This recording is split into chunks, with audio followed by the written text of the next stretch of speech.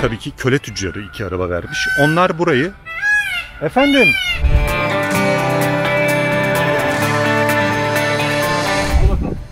Al bakalım. Al bakalım. Benim elime dikkat et ama bak. Bu benim bacaklara bakıyor. Benim şortumu yaprak zannediyor bazıları. Ve Prison Island'a hoş geldik.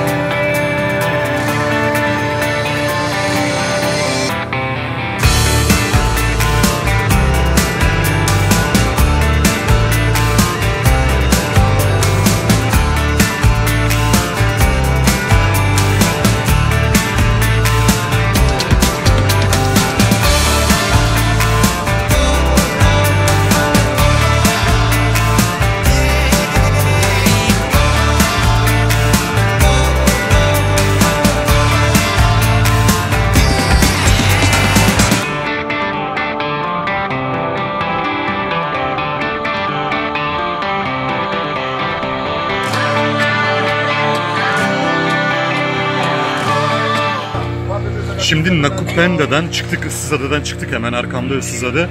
Ali ile birlikte, tekneyi kullanan Jack Sparrow Ali ile birlikte nereye gidiyoruz? Prison Island'a, Hapishane Adası'na. Hapishane Adası'nda ilginç bir tarihi var. Şu andaki durumu da çok ilginç. O yüzden Hapishane Adası ismi aslında biraz da ironik. Oraya gittiğimde anlatacağım size. Ama hava çok güzelleşti, güneş açtı. Ben de teknenin keyfini çıkarmaya devam edeyim öyleyse.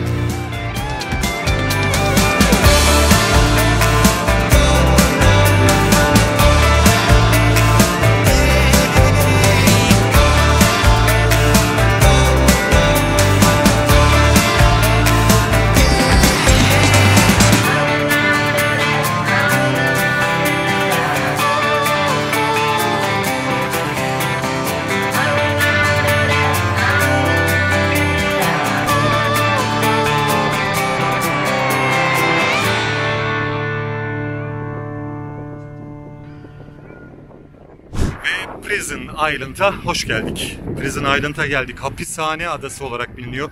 Zanzibar'ın en çok turist çeken noktalarından bir tanesi. Yine ses problemi yoktur umarım. Çok rüzgar var. Rüzgar olmayan bir yerde hikayesiyle ilgili bir şeyler anlatayım. Şimdi burayı izleyelim.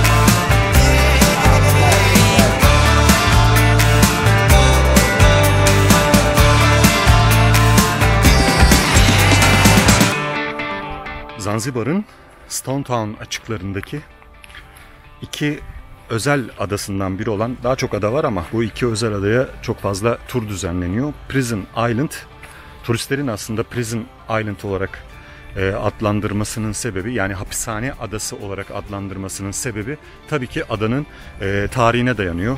Adada 1860 yılına kadar hiç kimse yaşamamış, herhangi bir binada yapılmamış. Zanzibar Sultanı Macit bin Said adayı 2 araba vermiş ve 2 Arap, tabii ki köle tüccarı 2 araba vermiş. Onlar burayı... Efendim? Tam da anlatırken arkadan tavus kuşumuz rahatsız oldu. 2 araba vermiş dedik ve onlar da burayı, köle tüccarı olan 2 Arap, burayı getirdikleri köleleri aslında tutsak olarak tuttukları yer olarak kullanmışlar. 1891 yılında Zanzibar İngiliz yönetimine geçmiş.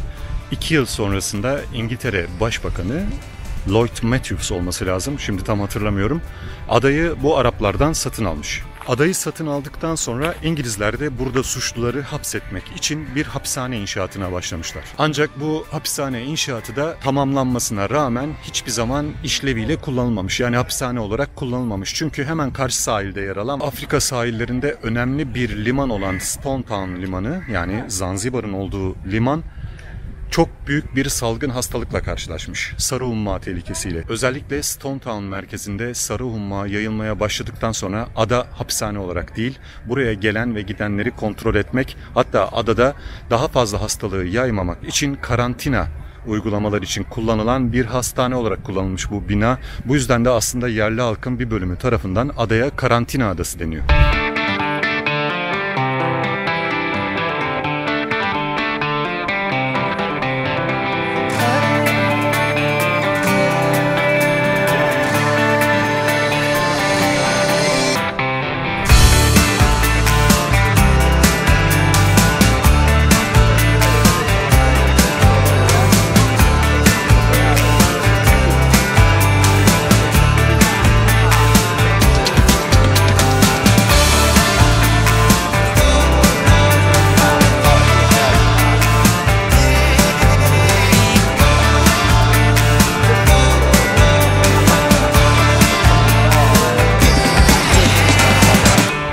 Kaplumbağaların arasından geçmek de böyle stresli bir hal gibi, bacağı kapmadan geçelim. Evet, böyle yolun ortasında da duruyorlar abiler. Yalnız kocamanlar. Gerçekten kocamanlar. Böyle de çekilmekten de rahatsız oluyorlar galiba. Bazen seyrediyorlar. Kafa havada uyuyordu bir tanesi. O çok enteresandı. Onu çekemedim. Sanıyorum uyandırdığım için bana küfür de etmiş olabilir.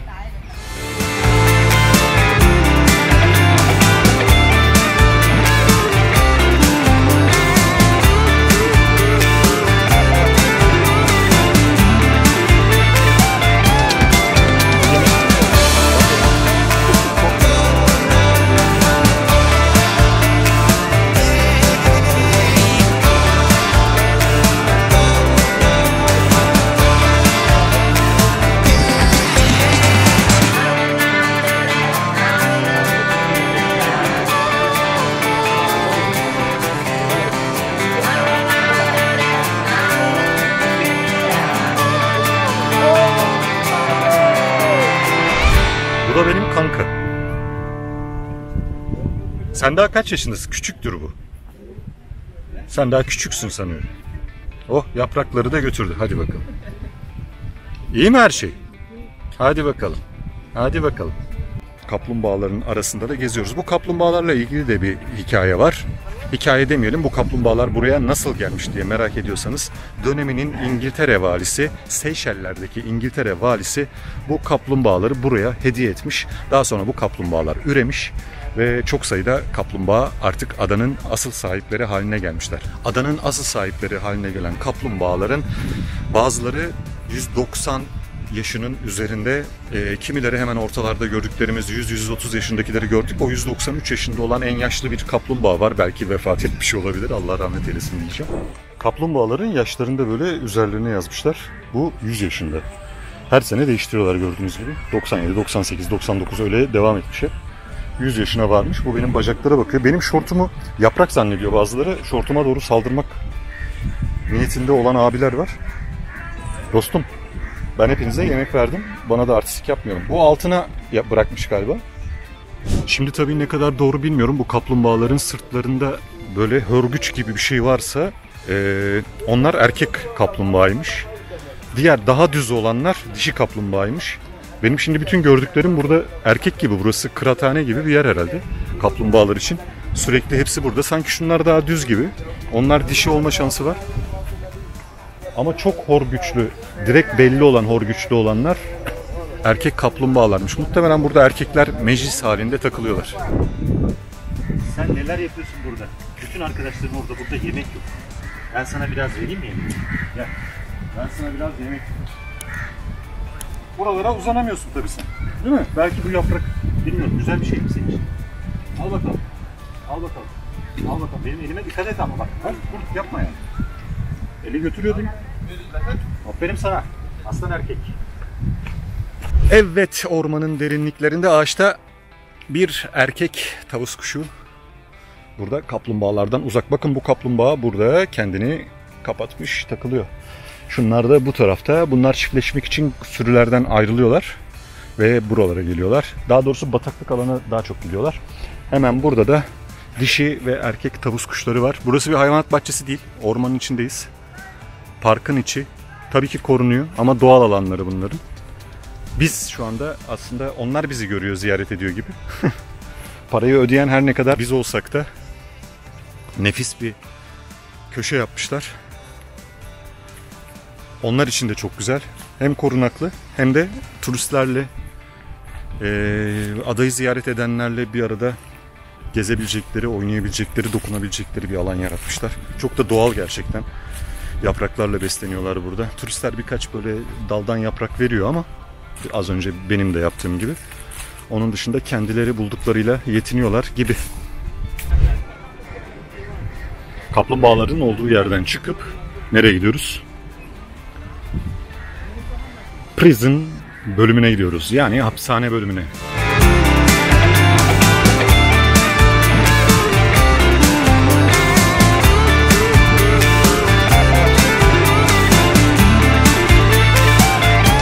Evet, işte hapishane adasına ismini veren hapishane Prison Island'da zamanında 1891 yılından sonra yapılmaya başlanan, 1894 yılında da bitirilen hapishane burası.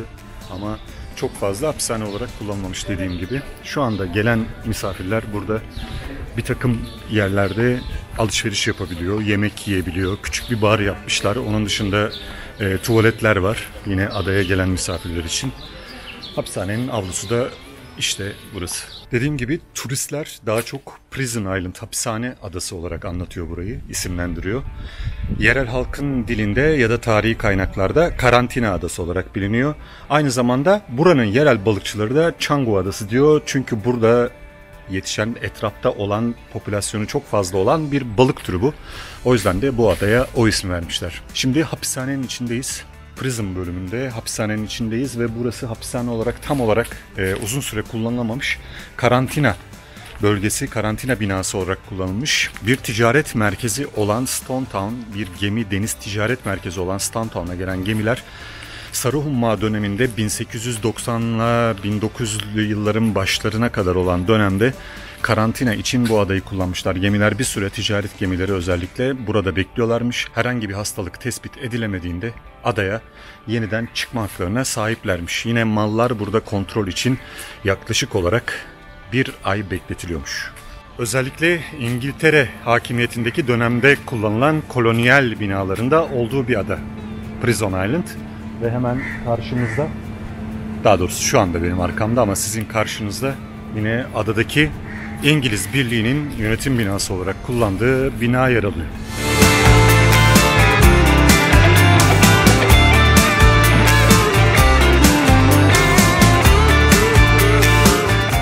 Bugün sabah otelden erken saatlerde çıktık. Detaylarıyla dediğim gibi videonun sonunda anlatacağım ama şu anda Prison adasından da, hapishane adasından da ayrılıp nereye dönüyoruz? Stone Town'a.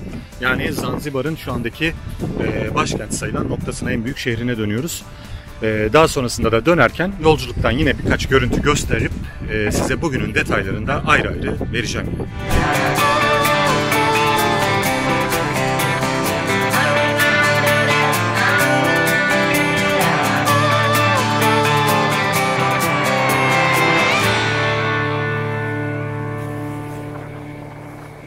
Şimdi bütün gün biliyorsunuz adaları gezdik ve bu adaları gezerken nasıl bir rota kullandık, nasıl bir pazarlık yaptık, kimlerle gittik. Şimdi öncelikle Stone Town'da sahile indiğinizde kordon boyu misali bir yer var. Ayrıca bu gece yemek marketinin olduğu nokta. Bunun sağından ve solundan iki balıkçı barınağı var. Balıkçıların durduğu yer. Bunlar motorlarıyla birlikte sizleri adalara taşıyorlar. Biz de onlardan bir tanesine gittik. Normalde sokakta veya internette alacağınız turlar yaklaşık olarak, ekstra turlar yaklaşık olarak her ada ya da her program için $25 civarında, hatta birçoğunda yemek olan turlar var. Onlar çok daha pahalı fiyatlara da veriyorlar. Veya özel çıkmak isterseniz, yani bir teknede sadece siz ve kendi misafiriniz, işte eşiniz, dostunuz, çoluğunuz, çocuğunuz, ailenizle çıkmak isterseniz bunun bir bedeli var. Teknenin tam parasını ödüyorsunuz ve teknenin tam parasını ödedikten sonra sizin yapacağınız iş sadece keyfini çıkarmak oluyor. Ama bunun bedeli dediğim gibi bir hayli yüksek, çünkü özel bir tur, özel rehberli şekilde gidiyorsunuz. Şimdi biz buraları bildiğimiz için kendimiz bir tekneyle anlaştık. Tabii ki bir pazarlık yaptık. Öncele söylenilen fiyattan değil ama neye patladığını söyleyeyim.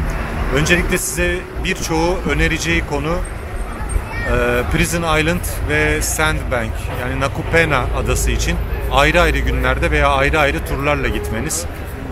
Bana kalırsa bunu bir bütün haline getirin ve bir turla ikisini de ziyaret edin. Çünkü bir tam gün buna hayli hayli yetiyor. Hatta sabah çıkarsanız Nakupenda adasına ilk olarak giderseniz, Nakupenda'da ilk olarak sahile siz ayak basmış oluyorsunuz. Çok da etkileyici oluyor.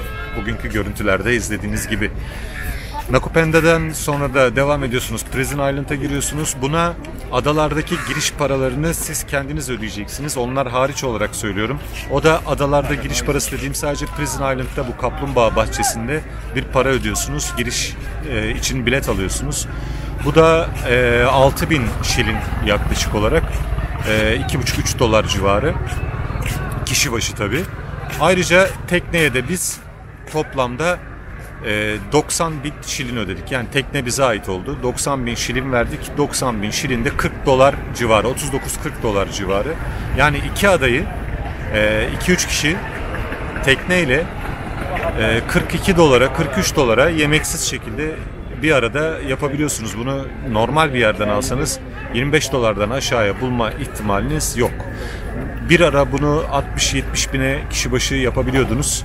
Ama 90 bine 3-4 kişi, yani kişi başı yaklaşık 20 bine gelir ki çok iyi bir fiyat, 20 bin. Yaklaşık olarak o da 18-17 dolarlarda iki adayı birden gezmiş olursunuz. Çok da keyifli olur. Bence sanıyorum onu yanlış söyledim ya, 17-18 dolar olur mu? 10 doların altında, 7-8 dolar. 7-8 dolar civarında iki adayı da gezmiş olursunuz ve 7-8 dolarla hem Nakupena adası hem Prison Island ve Kaplumbağa bahçesinin girişleri sizin için halledilmiş olur. Bence böyle bir yolu deneyebilirsiniz. Çok keyifli bir tur. Dediğim gibi buradaki ipucu bence özellikle Nakupena'ya erken gitmek. Daha sonra çünkü standlar kuruluyor, satış standları kuruluyor. Her dakika sizi rahatsız eden, işte şunu içer misin, bunu yer misin şeklinde satıcılar gelmeye başlıyor. Birçoğu da orayı markete çevirmiş durumda. Ama biz sabah saatlerinde gittiğimizde gerçekten sanki geceden biz kalmış gibiydik. İlk kumlara biz bastık. Çünkü gece kayboluyor ada gelgitlerde. Bence böyle keyifli. Prison Island'a ne zaman gittiğinizin çok önemi yok. Orada geçireceğiniz vakit zaten belli. Diğer tarafta da yaklaşık olarak 2 saat çok yeterli bir süre. Aralardaki yollar işte birer saat yaklaşık sürüyor. Ya da 1,5 saat diyelim. 1,5 saatte Prison Island'a ayırırsanız yaklaşık 4,5-5 saatte nefis bir gün geçirmiş oluyorsunuz. Yemek kısmını da orada herhangi bir yerde halletme şansınız var. Dediğim gibi standlar kuruluyor, satıcılar var. Başka türlü yanınıza bir şeyler alabilirsiniz, yanınızda bir şeyler götürebilirsiniz. Böylece bir günü de tam günü çok da cüzi bir fiyata halletmiş olursunuz ve özel bir tekneyle gitmiş olursunuz. Tekneleri süren arkadaşlarım birçoğu İngilizce konuşuyor. Yine bunun satışını yapan arkadaşlar yine İngilizce konuşuyor. Ben bizim gittiğimiz tekneyi ve numarasını ve kişinin ismini hemen videonun altına bırakacağım. Yine burada da bir ipucu olsun size. Buralara gelirseniz siz de Nakupena ile Prison Island'ı bu şekilde belki gerçekleştirirsiniz.